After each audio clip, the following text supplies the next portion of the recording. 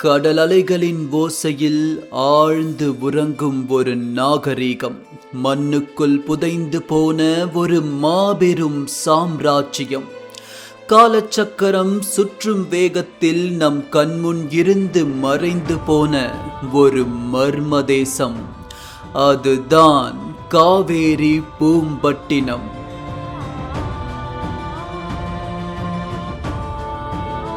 குமரி கண்டம் மாதிரியே தமிழகத்தின் தொலைந்து போன ஒரு பெரும் நகரம்தான் பூம்புகார் எனப்படும் இந்த காவேரி பூம்பட்டினம். பூம்புகார் இந்த வார்த்தையை சொன்னாலே நம்ம எல்லோருக்கும் கோவலன் கண்ணகி கதைகள் தான் ஞாபகத்துக்கு வரும். ஆனா இலக்கியத்தையும் தாண்டி இந்த நகரத்துக்கு ஒரு நெடுநீண்ட வரலாறு இருக்கு. அலை கடல் கொண்டு போன அந்த அழியாத நகரத்துடைய ரகசியம் என்ன? கடந்த சில நூற்றாண்டுகளா தமிழர்களுடைய இந்த தொலைந்து போன நகரம் ஏறத்தாழ ஒரு 2000 வருடத்திற்கு முன்னாடி இருந்த நகரம்னு கருதப்பட்டது. ஆனா அந்த நம்பிக்கையை இப்போ அடியோட உலுக்கி போடுற மாதிரியான ஒரு விஷயம் வெளியே வந்திருக்கு.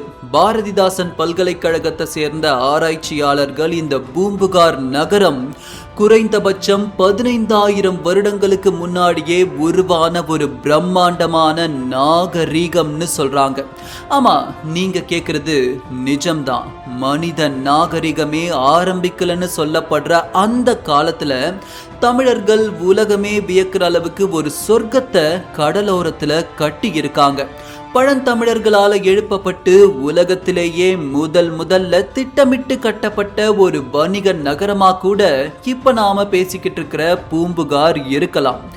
நாம பேசிக்கிட்டு இருக்கிறது சாதாரண வரலாறு இல்ல, ஒரு மாபெரும் இனத்தின் மறைக்கப்பட்ட வரலாறு, கடலடியில் புதைக்கப்பட்ட நகரத்தின் பெரும் வரலாறு. இன்னைக்கு தேதிக்கு கொஞ்சமா கடலுக்கு மேலோட்டமா கிடைச்ச தொல்லியல் ஆதாரங்களே நம்மள அதிர வைக்குது. அப்போ ரகசியத்தின் ஆழத்துக்குள்ள நாம பயணிச்சுதானே ஆகணும். பழந்தமிழர்கள் விட்டு சென்ற தடயங்களை தொடர்ந்து பயணிப்போம் பூம்புகாருக்குள்.